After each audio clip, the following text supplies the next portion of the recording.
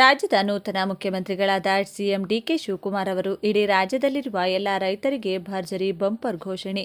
ಈ ವರ್ಷ ಸರಿಯಾದ ಪ್ರಮಾಣದಲ್ಲಿ ಮಳೆ ಇಲ್ಲದಿರುವ ಕಾರಣಕ್ಕಾಗಿ ಬರ ಪರಿಸ್ಥಿತಿ ಎದುರಿಸುತ್ತಿರುವ ರೈತರಿಗಾಗಿ ರಾಜ್ಯದ ನೂತನ ಮುಖ್ಯಮಂತ್ರಿ ಡಿಕೆ ಶಿವಕುಮಾರ್ ಅವರು ರಾಜ್ಯದ ಎಲ್ಲ ರೈತರಿಗೆ ಭರ್ಜರಿ ಬಂಪರ್ ಗಿಫ್ಟ್ ನೀಡಿದ್ದಾರೆ. ಹೌದು, ರೈತರ ಸಾಲ ಮನ್ನಾ ಬಗ್ಗೆ ದೊಡ್ಡ ಗುಡ್ ನ್ಯೂಸ್ ಕೊಟ್ಟಿದ್ದಾರೆ.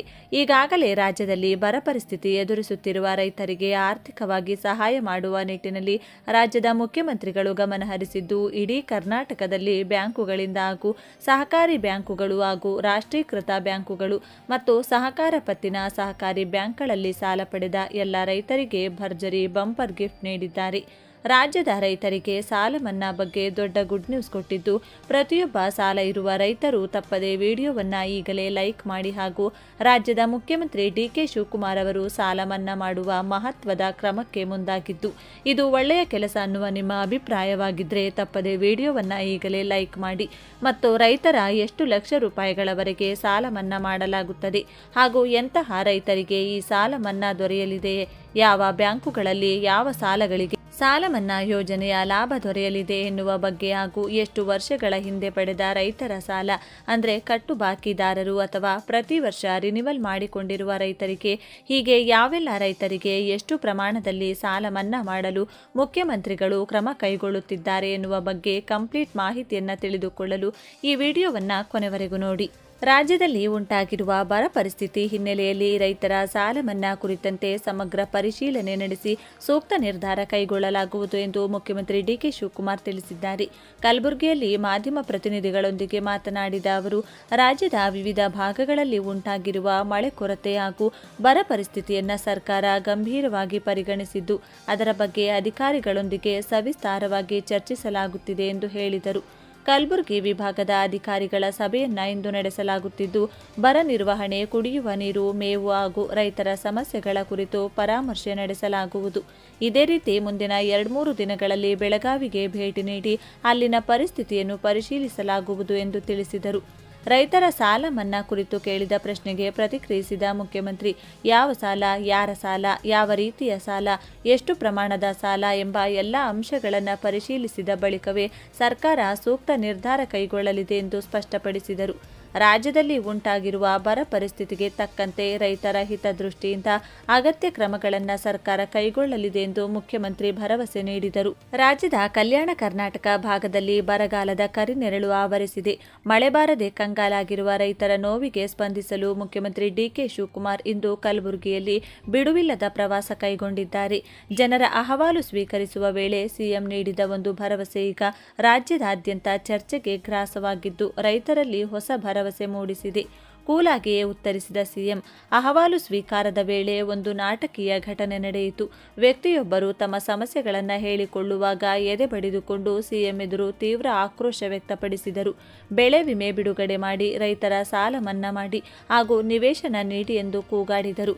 ಈ ವೇಳೆ ಗಾಬರಿಯಾಗದ ಡಿಕೆ ಶಿವಕುಮಾರ್ ಅವರು ಅತ್ಯಂತ ತಾಳ್ಮೆಯಿಂದ ಅಹವಾಲು ಕೊಡಿ, ಖಂಡಿತ ಪರಿಶೀಲನೆ ನಡೆಸುತ್ತೇನೆ ಎಂದು ಹೇಳುವ ಮೂಲಕ ಆಕ್ರೋಶಗೊಂಡಿದ್ದ ವ್ಯಕ್ತಿಯನ್ನ ಶಾಂತಗೊಳಿಸಿದರು.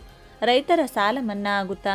ಬರಗಾಲ ಮತ್ತು ಸಾಲದ ಸುಳಿಗೆ ಸಿಲುಕಿರುವ ರೈತರಿಗೆ ಸಿಎಂ ಡಿಕೆ ಶಿವಕುಮಾರ್ ಮಹತ್ವದ ಆಶಾದಾಯಕ ಮಾತುಗಳನ್ನಾಡಿದ್ದಾರೆ. ರೈತರ ಸಾಲ ಮನ್ನಾ ಮಾಡುವ ಬಗ್ಗೆ ಸರ್ಕಾರ ಪರಿಶೀಲನೆ ನಡೆಸಿದೆ. ಯಾರ ಸಾಲ, ಯಾವ ರೀತಿಯ ಸಾಲ, ಎಷ್ಟು ಮೊತ್ತದ ಸಾಲ ಎಂಬ ಎಲ್ಲ ವಿವರಗಳನ್ನು ಪಡೆದು ಸಮಗ್ರವಾಗಿ ಪರಿಶೀಲಿಸಿ ಮುಂದಿನ ನಿರ್ಧಾರ ಕೈಗೊಳ್ಳಲಾಗುವುದು ಎಂದರು. ಈ ಹೇಳಿಕೆಯು ಸಾಲ ಬಾಧೆಯಲ್ಲಿರುವ ಅನ್ನದಾತನಿಗೆ ಸದ್ಯದಲ್ಲೇ ಸಿಹಿ ಸುದ್ದಿ ಸಿಗಬಹುದು ಎಂಬ ನಿರೀಕ್ಷೆ ಮೂಡಿಸಿದೆ. ಕಬ್ಬು ಕೊಟ್ಟು ಮನವಿ ಮಾಡಿದ ರೈತರು. ಇದೇ ವೇಳೆ ರೈತರು ಸಿಎಂಗೆ ಕಬ್ಬಿನ ಜಲ್ಲೆಗಳನ್ನು ನೀಡುವ ಮೂಲಕ ವಿಭಿನ್ನವಾಗಿ ಮನವಿ ಸಲ್ಲಿಸಿದರು. ರಾಜ್ಯದಲ್ಲಿ ಬರಗಾಲ ಘೋಷಣೆ ಮಾಡಿ, ಉಜಿನಿ ಜಲಾಶಯದಿಂದ ನೀರು ಬಿಡಿಸಿ ಹಾಗೂ ಕಬ್ಬಿನ ದರವನ್ನು ತಕ್ಷಣವೇ ಹೆಚ್ಚಳ ಮಾಡಿ ಎಂದು ಒತ್ತಾಯಿಸಿದರು. ಕಲ್ಯಾಣ ಕರ್ನಾಟಕದ ರೈತರ ಸಂಕಷ್ಟವನ್ನು ಆಲಿಸಿದ ಸಿಎಂ ಎಲ್ಲವನ್ನೂ ಗಂಭೀರವಾಗಿ ಪರಿಗಣಿಸುವುದಾಗಿ ತಿಳಿಸಿದರು. ಬರಗಾಲದ ಕುರಿತು ಹಿರಿಯ ಅಧಿಕಾರಿಗಳ ಮಹತ್ವದ ಸಭೆ.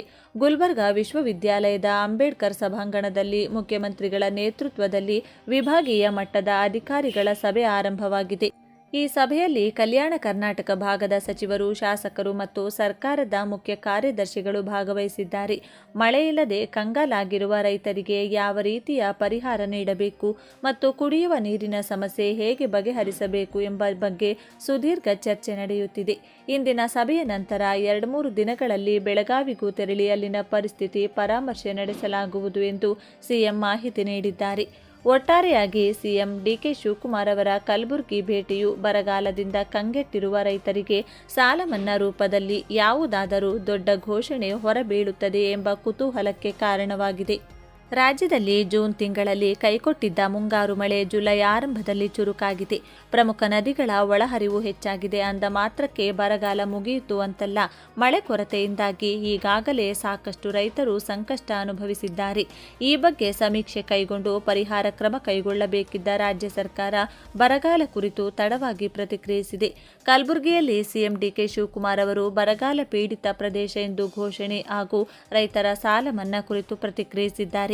ಕಲಬುರಗಿ ಸರ್ಕಾರಿ ಅತಿಥಿ ಗೃಹದಲ್ಲಿ ಸುದ್ದಿಗಾರರ ಜೊತೆಗೆ ಮಾತನಾಡಿದ ಮುಖ್ಯಮಂತ್ರಿ ಡಿಕೆ ಶಿವಕುಮಾರ್ ಅವರು, ಬರಗಾಲ ಪೀಡಿತ ಪ್ರದೇಶ ಎಂದು ಘೋಷಣೆ ಮಾಡಲು ಕಾನೂನು ಚೌಕಟ್ಟಿದೆ.